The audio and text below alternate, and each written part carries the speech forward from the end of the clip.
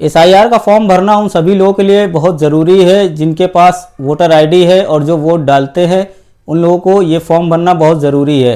अगर वो ये फॉर्म नहीं भरेंगे अभी, तो आने वाले टाइम में उनके साथ बहुत बड़ी प्रॉब्लम हो जाएगी, जिससे वो बहुत ज़्यादा परेशान होंगे। तो ये उन सभी लोगों को ये फॉर्म भरना है जो लोग वोट डालते हैं, जिनके पास पहचान पत्र है। वो अपना पहचान पत्र ले करके जाएंगे उस जगह पर जहाँ पर उन्होंने लास्ट टाइम वोट डाला था, या फिर आप वोटर हेल्पलाइन ऐप जो कि प्ले स्टोर पर मिल जाएगा, उस पर आप जा कर के अपना वोटर आईडी नंबर डालेंगे। उससे आपको पता चल जाएगा कि आपका जो ये फॉर्म है वो किसके पास है, आप उनसे ये फॉर्म ले लेंगे। अब ये फॉर्म आप ले लेंगे, लेकिन आप लोगों को नहीं पता है, बहुत सारे लोगों को ये दिक्कत हो रही है कि ये फॉर्म कैसे भरा जाए। बहुत ज़्यादा वो लोग घबरा रहे हैं कि ये फॉर्म कैसे भरा जाए, ऐसा ना हो कि मैं ये फॉर्म गलती कर दूं तो ये मेरा फॉर्म रिजेक्ट हो जाए।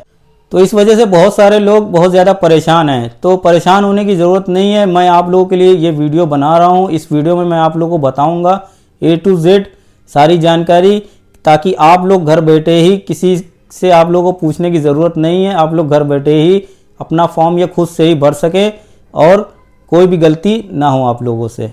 तो ये फॉर्म भरने के लिए आप लोगों को कुछ ज़रूरी चीज़ें अपने साथ में रखनी होंगी, जैसे कि पहला, आपका जिसका फॉर्म है उसका प्रेजेंट टाइम का फ़ोटो होना चाहिए, और उसका आधार कार्ड, और उसके माता या पिता का पहचान पत्र। जी हाँ, ये 3 चीज़ें उनके पास होनी चाहिए। और 2003 की लिस्ट में अपने पिता का नाम सर्च करना है, या फिर जिनका फॉर्म है उनका भी नाम सर्च करना है। अगर उन्होंने 2003 की लिस्ट में, अगर उन्होंने 2003 में वोट डाला होगा तो उनका नाम 2003 की लिस्ट में होगा। वो लिस्ट आप लोगों को अपने पास रखनी है। ये 4 चीज़ें आप लोग अपने पास रखोगे, आपका फॉर्म बहुत ही आसानी से भर जाएगा। तो चलिए, मैं आप लोगों को एक फॉर्म हमारे पास है, वो फॉर्म मैं आप लोगों को बताता हूँ भर करके।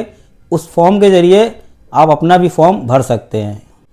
अब देखिए, आप यहाँ पर इस तरीके का फॉर्म है, यही एसआईआर फॉर्म बोला जाता है। यहाँ पर आप सबसे ऊपर देख सकते हैं, भारत निर्वाचन आयोग गणना प्रपत्र, name and contact number of BLO, यानी यहाँ पर आपका बीएलओ का नाम और बीएलओ का मोबाइल नंबर मिलेगा सबसे ऊपर में।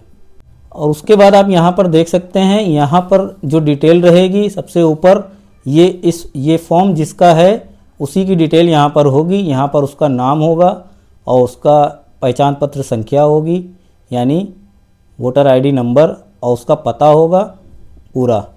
और यहाँ पर आप देख सकते हैं, ये सारी चीज़ें, ये डिटेल भरी होगी, और ये क्यूआर होगा इस फॉर्म का।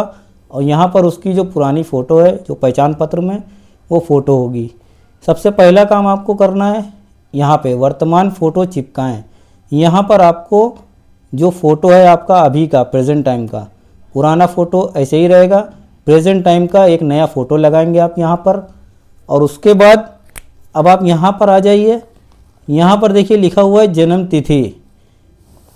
जन्म तिथि आपको आधार से लिखनी है, आधार आप अपना रखेंगे, आधार में जो देखेंगे जन्म तिथि, वो जन्म तिथि लिखेंगे यहाँ पर। उसके बाद देखिए लिखा हुआ है आधार संख्या वैकल्पिक, ठीक है। तो यहाँ पर आपको आधार संख्या लिख देनी है जो आपके आधार नंबर पे लिखी हुई है। उसके बाद देखिए लिखा हुआ है मोबाइल नंबर, यहाँ पर आपको इन्हीं का मोबाइल नंबर लिख देना है, या फिर अगर इनके पास मोबाइल नंबर नहीं है तो आप घर में किसी भी शख्स का आप उसके मोबाइल नंबर आप डाल सकते हैं। अब उसके बाद देखिए यहाँ पे लिखा पिता या अभिभावक का नाम, तो यहाँ पर आपको पिता का नाम लिखना है। अगर नहीं है आपके पिता तो कोई बात नहीं, आप वहाँ पर लेट नहीं लिखेंगे, सिर्फ आप पिता का नाम लिखेंगे जो आपके आधार कार्ड में लिखा हुआ है। जो आधार कार्ड में लिखा हो वही आप पिता का नाम लिखेंगे, ना कि उनके पहचान पत्र में जो लिखा है वो लिखेंगे। उसके बाद पिता या अभिभावक का EPIC संख्या, यानी पिता का जो वोटर आईडी कार्ड है उस पर जो नंबर है उनका, वो नंबर आप यहाँ पे लिखेंगे। अगर है तो लिखेंगे, वरना इसको खाली छोड़ देंगे। उसके बाद आ जाइए माता का नाम। अब माता का नाम आपको लेना है उनके आधार कार्ड से, ना कि उनके पहचान पत्र से लेना है। जी हाँ, यानी माता का नाम उनके आधार कार्ड आपको लेना है, उनके आधार कार्ड में जैसा लिखा हुआ है माता का नाम, वही माता का नाम आपको लिखना है, वोटर आईडी कार्ड से नहीं लिखना है। और यहाँ पर उनका अगर वोटर आईडी कार्ड में नंबर है तो वो नंबर आपको यहाँ पे लिख देना है, ठीक है। उसके बाद अब आप आ जाइए यहाँ पे पति या पत्नी का नाम, यानी अगर ये फीमेल है तो अपने पति का नाम लिखेंगी और पति का जो वोटर आईडी नंबर है वो यहाँ पर नीचे लिखेंगी। अगर हो वोटर आईडी नंबर तो लिखेंगी, वरना इसको खाली छोड़ देंगी। इसी तरीके से अगर कोई जेंट्स भर रहा है तो वो यहाँ पर अपनी पत्नी का नाम लिखेगा अगर वो शादीशुदा है, और उसका वोटर आईडी नंबर यहाँ पे लिखेगा। अगर वो कुंवारा है तो ये दोनों कॉलम वो छोड़ देगा, नहीं लिखेगा। इतनी डिटेल हो गई। अब ये जो डिटेल है ये प्रेजेंट टाइम की डिटेल है, यानी जो प्रेजेंट टाइम पे आपका जैसा मोबाइल नंबर लिखा जाएगा, पिताजी के आधार कार्ड पे जो नाम है प्रेजेंट टाइम पे वो लिखा जाएगा, माताजी का जो नाम है प्रेजेंट टाइम पे वो लिखा जाएगा। पर जो भी डिटेल यहाँ पे जो लिखी जाएगी वो आधार से लिखी जाएगी। सिर्फ पहचान पत्र, सिर्फ वोटर आईडी संख्या जो है वो जो है वोटर आईडी से ही लिखी जाएगी। बाकी सारी डिटेल आधार से ही लिखी जाएगी। अब यहाँ पर आ जाइए, ये दो कॉलम सबसे ज़्यादा इम्पोर्टेंट है, इस पर ध्यान दीजिएगा। अब यहाँ पर देखिए, बहुत सारे लोगों का सवाल है कि जिसका फॉर्म है उसका अगर नाम 2003 की लिस्ट में है, आप नेट पर जाएंगे, वहाँ पर सर्च करेंगे, आपको मिल जाएगा। अगर है उसका नाम, तो जैसा उस 2003 की लिस्ट में नाम है इनका, अगर इनका नाम 2003 की लिस्ट में नाम है तो वैसा ही नाम उनको यहाँ पर लिखना है। यानी 2003 की लिस्ट में उनका जैसा नाम है वो नाम यहाँ पे लिखना है, और उनकी वोटर आईडी संख्या उसमें शो करेगी, वो यहाँ पर लिखना है। और संबंधी का नाम इनका अगर यहाँ पे मिल जाता है, 2003 की लिस्ट में अगर इनका नाम मिल जाता है तो इनके नाम के आगे पिता का नाम लिखा होगा, पिता का नाम लिखना है जैसा वहाँ पे शो कर रहा है 2003 की लिस्ट में। और संबंध यहाँ पर आप पिता भरेंगे, उसके बाद जो ज़िला है उनका वो ज़िला भरेंगे, और राज्य का नाम भरेंगे, और बाकी ये डिटेल 2003 की लिस्ट में मिल जाएगी, उसी से ही आपको भरनी है। 1 2 3 4 ये 4 चीज़ें, ये सारी चीज़ें आपको 2003 से ही मिला करके भरनी है, नई वाली से नहीं मिलाना है। ठीक है। अब ये तो हो गया अगर जिनका 2003 की लिस्ट में नाम है, यानी जिसका फॉर्म है उसका 2003 की लिस्ट में नाम है, तो वो यहाँ पर भरेंगे अपनी डिटेल। अब सवाल दूसरा है कि इनका जो फॉर्म है, इनका नाम 2003 की लिस्ट में नहीं है, तो वो ये छोड़ देंगे। अब ये क्या ढूंढेंगे 2003 की लिस्ट में? अब ये ढूंढेंगे अपने पिता का नाम। ठीक है।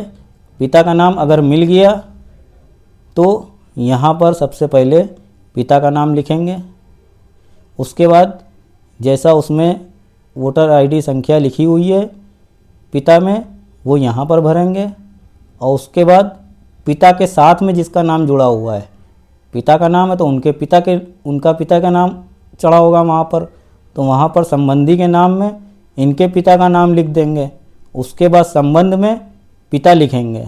ठीक है।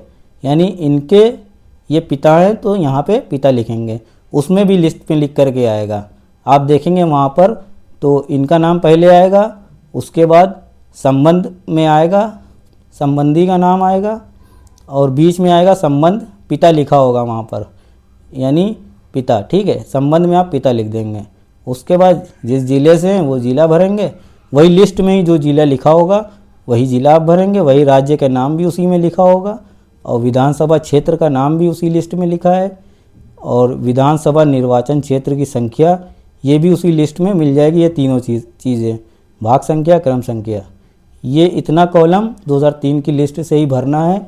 अगर इनका नाम 2003 की लिस्ट में नहीं है तो इनके पिता का नाम ढूंढना है, उनकी डिटेल यहाँ पर लिखनी है, और अगर इनका नाम 2003 की लिस्ट में मिल गया है तो इन्हीं का नाम यहाँ पर इनकी डिटेल भरी जाएगी जैसी 2003 की लिस्ट में है। अब बात कर लेते हैं, इनके नाम भी नहीं है 2003 की लिस्ट में, और इनके पिता का नाम भी नहीं है 2003 की लिस्ट में। ठीक है। अब ये क्या ढूंढेंगे? अब ये ढूंढेंगे अपने दादा का नाम। जी हाँ, मान लीजिए 2003 में इनके पिता का नाम कट गया और इनके पिता का नाम नहीं मिला। ठीक है।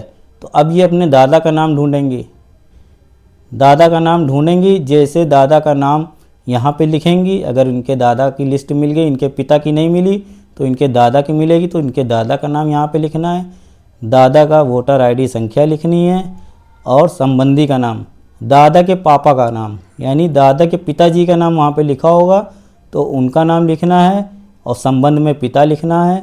अगर माता का नाम मिल गया तो संबंध में माता लिखना है, उसमें लिखा होगा 2003 की लिस्ट में, आप उसी में ही देखेंगे। ठीक है, बाकी सारी चीज़ें वैसे ही रहेंगी सब जैसे उसमें है। ठीक है, तो ये चीज़ समझ में आ गई आपको। अब ये फॉर्म आपका भर गया पूरा। अब आप यहाँ पर आएंगे नीचे, यहाँ पर आप अपने साइन करेंगे और यहाँ पर ये BLO के हस्ताक्षर होंगे। एक कॉपी आप जमा करेंगे उनको और एक कॉपी आप अपने पास रखेंगे प्रूफ के तौर पर। तो सारी चीज़ें आपको समझ में आ गई। अब आपको समझ में आ गया होगा कि SIR का फॉर्म भरना कितना आसान है। तो आप इस वीडियो के ज़रिए आप लोग अपना SIR का फॉर्म बड़ी आसानी से भर सकते हैं। और फिर भी अगर आपका किसी तरीके का सवाल है इस फॉर्म से रिलेटेड तो आप मुझे कमेंट करना और इंस्टाग्राम पर आप लोग मैसेज कर सकते हैं, तो मैं आप लोगों को उसका जवाब ज़रूर दूंगा। तो मिलते हैं फिर किसी नेक्स्ट वीडियो में।